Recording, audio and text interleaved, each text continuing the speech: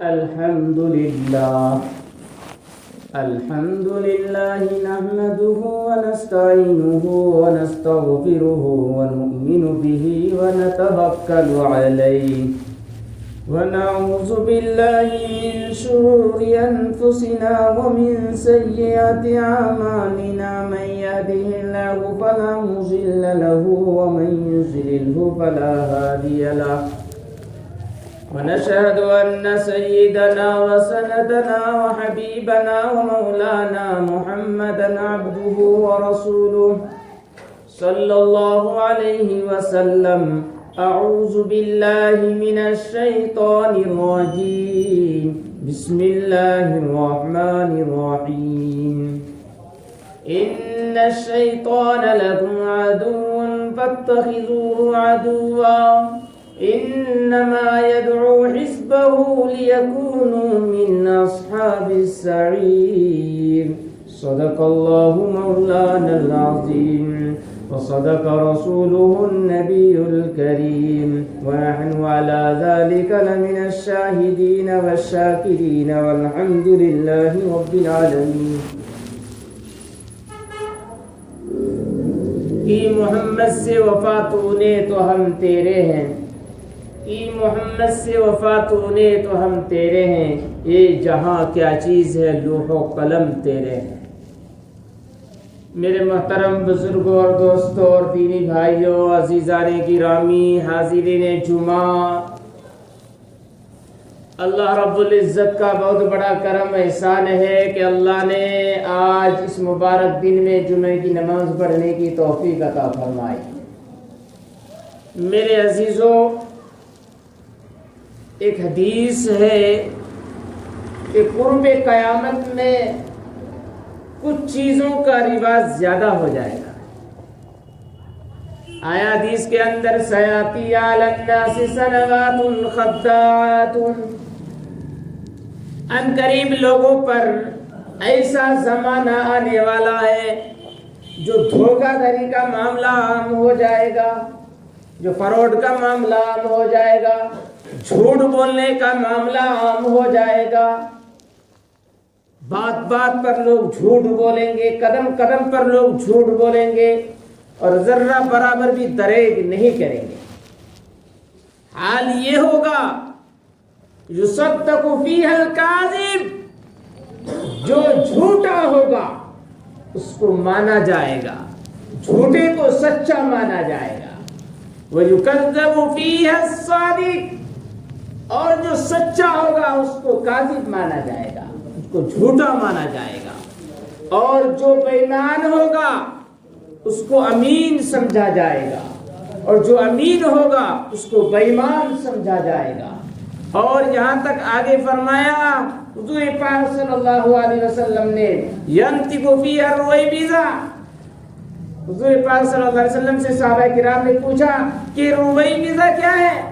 تو فرمایا الرجل التافہ، نا تجربہ کار آدمی، جاہل آدمی، نادان آدمی، علم سے کورا، علم سے کچھ فہم انسان جو ہے لوگوں کے معاملات میں زیادہ بولنے لگے گا، زیادہ دخل دینے لگے گا. لوگوں کے مسائل کے اندر علم سے کور ہے، علم سے کچھ فہم ہے، بالکل علم نہیں ہے، لیکن لوگوں کے معاملات کے اندر وہ زیادہ بولنے لگے گا. میرے عزیزوں، تو یہ سچ ہے. آج خطبہ جمعہ میں مختصر طور پر 2-3 باتیں میں آپ کے سامنے رکھنا چاہتا ہوں. پہلی بات تو یہ کہ واقعتاً یہ ہمارے لیے یہ گھڑی بہت مشکل گھڑی ہے، یہ وقت ہمارے لیے بہت مشکل مسئلہ ہے. لیکن مشکل وقت ہو، مشکل مسئلہ ہو، قرآن و حدیث کے اندر ہر چیز کا حل موجود ہے. میرے عزیزوں، ہمیں مایوس ہونے کی ضرورت نہیں ہے، ہمیں افسوس کرنے کی ضرورت نہیں ہے. ہمیں قرآن و حدیث کو دیکھنے کی ضرورت ہے اور اس کی طرف پلٹنے کی ضرورت ہے اور اس کے مطابق اپنی زندگی کو گزارنے کی ضرورت ہے اور ڈھالنے کی ضرورت ہے.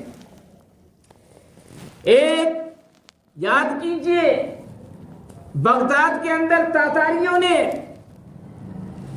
اس قدر مسلمانوں پر حملہ کیا اس قدر حملہ کیا کہ مسلمانوں کے خون سے بغداد دریائے دجلہ کا پانی جو ہے سرخ ہو گیا، مسلمانوں کی مسجدوں کو ویران کر دیا گیا، مسلمانوں کے مراکز کو، دینی مراکز کو بالکل ختم کر دیا گیا، ان کی مقدس کتاب کو ختم کر دیا گیا، جلا دیا گیا، دریا میں ڈال دیا گیا۔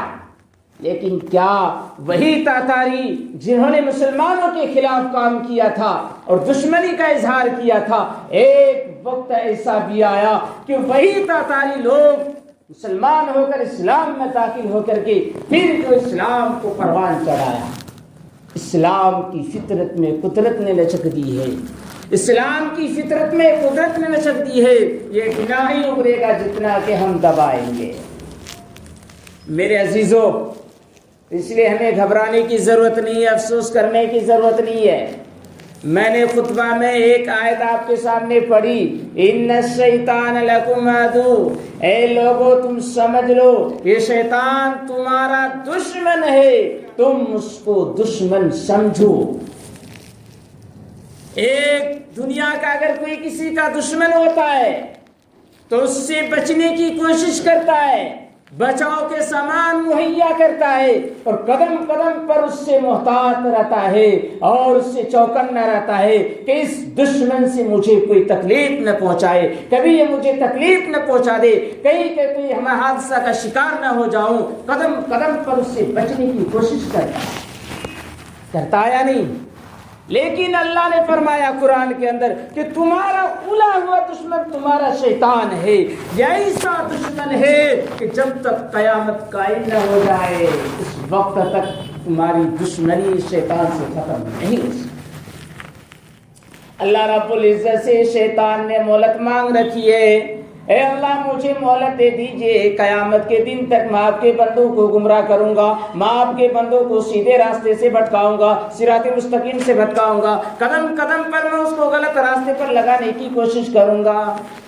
اللہ رب العزت نے فرمایا جاؤ، پوری مہلت ملی ہوئی ہے الی یوم وقت معلوم، لیکن متعین مدت تک ہی مہلت ملی ہے تمہیں، تم جس طرح چاہو کر سکتے ہو، لیکن میرا جو خالص بندہ ہوگا وہ کبھی بھی تمہارے بہکاوے میں نہیں آ سکتا۔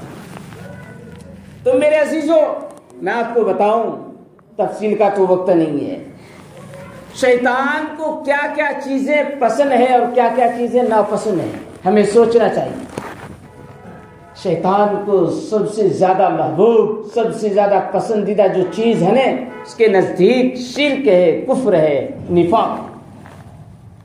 وہ سب سے زیادہ خوش ہوتا ہے شرک سے، سب سے زیادہ خوش ہوتا ہے وہ کفر سے، سب سے زیادہ خوش ہوتا ہے وہ نفاق سے، کیونکہ یہ شیطان مردود جو جنت سے اس کو نکالا گیا تھا، اللہ رب العزت نے اس سے کہا تھا کہ تو آدم کے سامنے سجدہ کر، تو آدم نے کہا، شیطان نے کہا، ابلیس نے کہا میں کیوں سجدہ کروں؟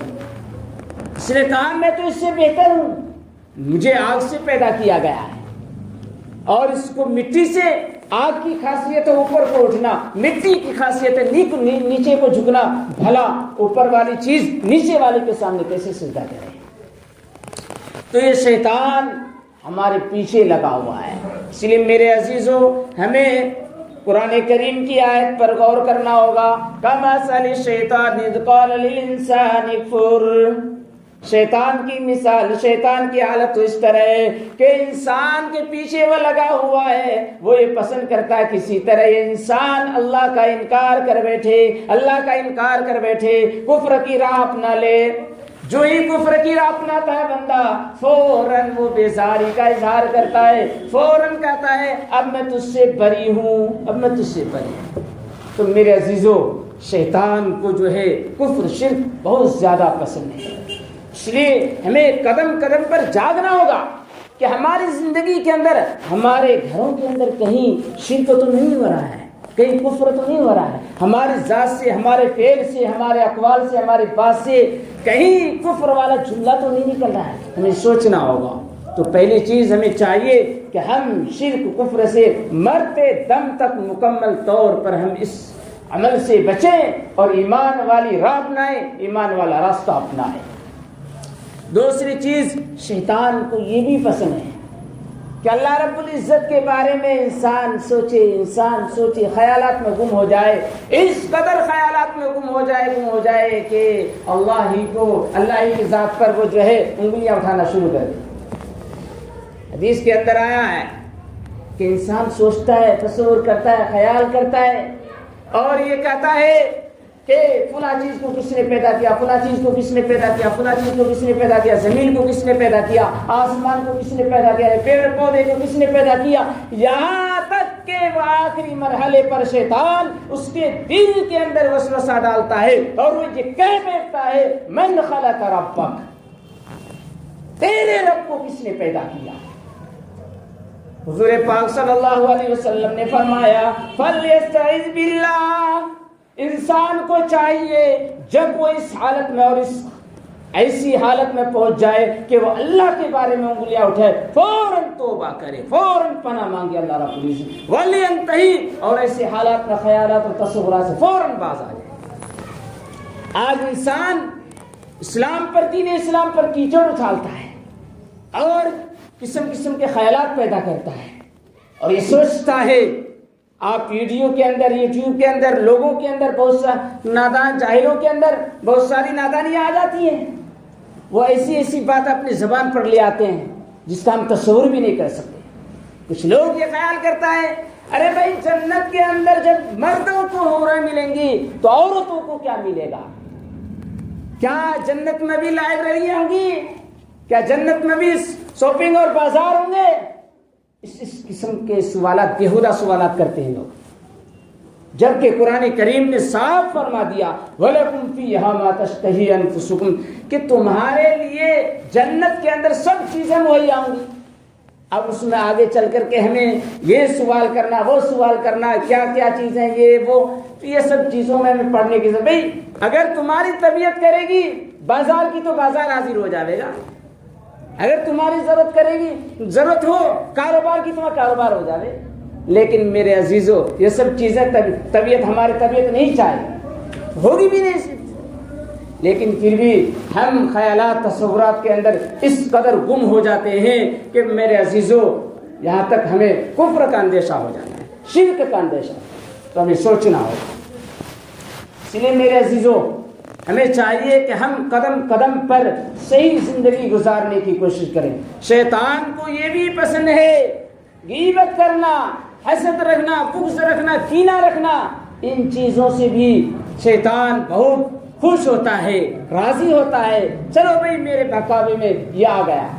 اس لیے کینہ، کپٹ، بغض، حسد، جلن، ان سب چیزوں کو اپنے ذہن و دماغ سے اتارو۔ شیطان کو یہ بھی پسند ہے جادوگر کے پاس جادو کی باتیں سننے کے لیے، سیکھنے کے لیے جانا اور ان سے کوئی بدفعلی لینا، کوئی نیک شعوری لینا، ان سب چیزوں سے بھی بچنا ہے۔ کسی جیوتیشی کے پاس جا کر کے ہاتھ نہیں دکھانا اور اس سے یہ نہ مانگنا دیکھو بھائی میرے حالات کیا آنے والے ہیں، میری زندگی کے اندر کیا کیا چیز آئیں گی، یہ سب نحوست ہے۔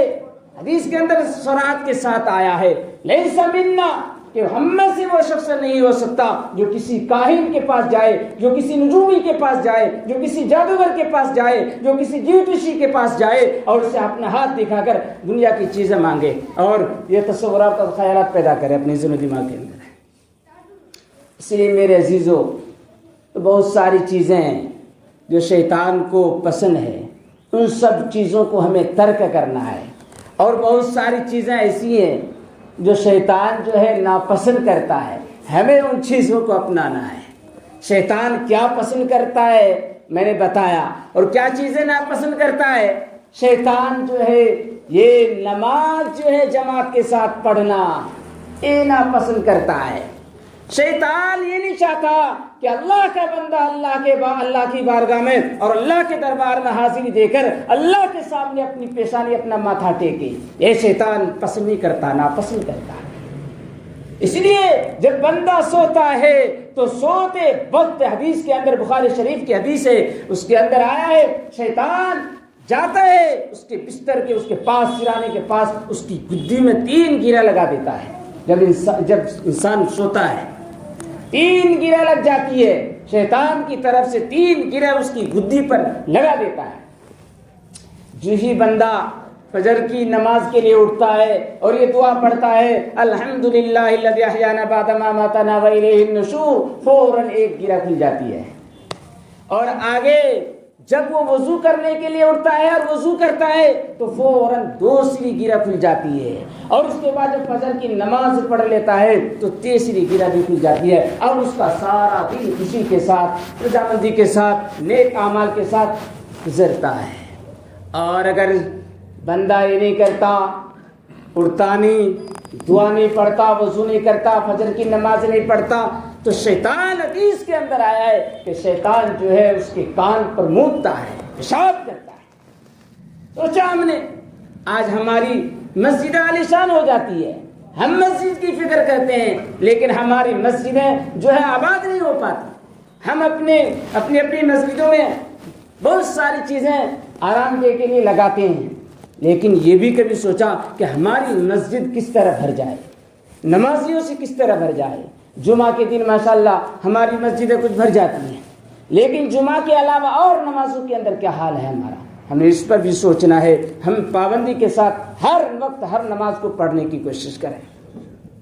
شیطان کو یہ بھی پسند ہے کہ بھئی رسول پاک صلی اللہ علیہ وسلم جو ہم سب کے مربی احسان ہے، اللہ رب العزت کے بعد سب سے بڑا احسان اگر کوئی ہے تو ہم سب کے آقا تاجدار مدینہ جناب محمد رسول اللہ صلی اللہ علیہ وسلم کے احسانات ہیں۔ آج جمعہ کے دن ہے میرے عزیز و مبارک دن ہے، کم سے کم ہمیں چاہیے اس مبارک دن کے اندر زیادہ سے زیادہ کثرت سے حضور پاک صلی اللہ علیہ وسلم پر درود پڑھیں، کثرت سے درود پڑھیں، اور خصوصاً عصر کے بعد جو ہے عصر کی نماز فوراً پڑھنے کے بعد اپنی جگہ پر بیٹھے ہی 80 مرتبہ جو درود شریف پڑھ لیتا ہے تو 80 سال کے گناہ معاف ہو جاتے ہیں، 80 سال کی نیکی لکھی جاتی ہے۔ ہم نے سوچا ہم سن لیتے عمل نہیں کرتے، تو شیطان کو یہ بھی ناپسند ہے کہ کوئی بندہ حضور کی امتی میں سے حضور پر درود پڑھے۔ ہمیں چاہیے کہ ہم کثرت سے روزانہ پابندی کے ساتھ کم سے کم 100 مرتبہ درود شریف پڑھنے کا اہتمام کریں، ورنہ تو ہمارے علامہ مولانا رشید احمد گنگوئی رحمۃ اللہ علیہ فرماتے ہیں کم سے کم ہر بندہ کو چاہیے کہ وہ 300 مرتبہ روزانہ درود شریف پڑھے۔ شیطان کو یہ بھی پسند ہے، یہ بھی ناپسند ہے کہ صدقات خیرات نہ کرے بندہ۔ حدیث کے اندر آیا ہے کہ صدقہ کرنے سے بلائیں ٹلتی ہے، مصیبتیں دور ہوتی ہے، آفتیں دور ہوتی ہے، الجھنیں ختم ہوتی ہے، مسائل حل ہوتے ہیں، مشکلات حل ہوتے ہیں۔ تو بھلا شیطان کیسے چاہے گا؟ تو شیطان ناپسند کرتا ہے کہ کوئی بندہ اللہ کے راستے میں کسی غریب، کسی مدرسے، کسی مفلس کی مدد کرے۔ اس لیے میرے عزیزو، اللہ نے اگر آپ کو وسعت دی ہے، طاقت دی ہے، مال و دولت سے نوازا ہے تو خوب اللہ کے راستے میں اس کو خرچ بھی کیجیے۔ جو محتاج ہیں، جو غریب ہیں، جہاں ضرورت ہے وہاں اس میں سے کچھ نکالیے، بھی اس میں کمی نہیں آئے گی۔ شیطان کو یہ بھی ناپسند ہے کہ کوئی بندہ توبہ استغفار کرے، گناہ ہو جائے، گناہ کے بعد توبہ استغفار کرے، وہ شیطان جو اس سے ناپسند کرتا ہے۔ کیوں؟ اس لیے کہ جب انسان گناہ کرنے کے بعد توبہ کر لیتا ہے تو ایسا ہو جاتا ہے جیسا کہ اس نے گناہ کیا ہی نہیں۔ التائب من الذنب کمن لا ذنب لہ۔ جب انسان توبہ کر لیتا ہے تو ایسا ہی ہو جاتا ہے جیسا کہ اس نے کوئی گناہ کیا ہی نہیں۔ اس سے ناپسند کرتا ہے۔ استغفار کثرت سے کرو میرے عزیزوں۔ بہت ساری چیزیں ہیں جو شیطان ناپسند کرتا ہے، اور بہت ساری چیزیں ایسی ہیں جو شیطان پسند کرتا ہے۔ ہمارا حال یہ ہے کہ شیطان جن چیزوں کو پسند کرتا ہے ہم ان چیزوں کو کرتے ہیں، اور شیطان جن چیزوں کو ناپسند کرتا ہے ہم ان چیزوں کو اپناتے نہیں ہیں۔ ہمیں چاہیے کہ ہم اپنی زندگی کے اندر سدھار پیدا کریں۔ میرے عزیزوں، شیطان تمہارا کھلا ہوا دشمن ہے، قیامت تک دشمن رہے گا۔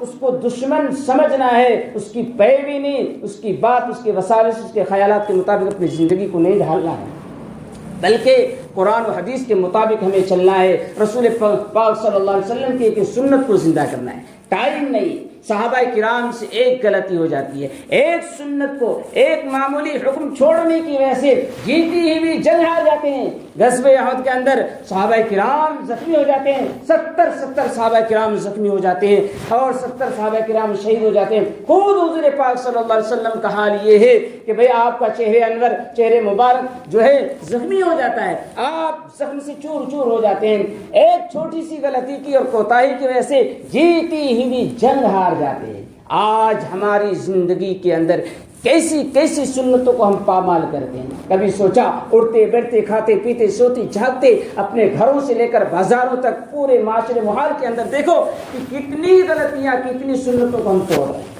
اس لیے سنتوں کو اپنائیے، شیطان کو دشمن سمجھیے، اسی کے اندر کامیابی اور بھلائی ہے اور فلاح و بہبود ہے۔ اللہ رب العزت سے دعا ہے کہ اللہ تعالی ہم سب کو کہنے سننے سے زیادہ عمل کرنے کی توفیق عطا فرمائے اور دین حنیف صراط مستقیم پر ہم سب کو چلنے کی توفیق عطا فرمائے۔ آمین۔ وما علینا الا البلاغ۔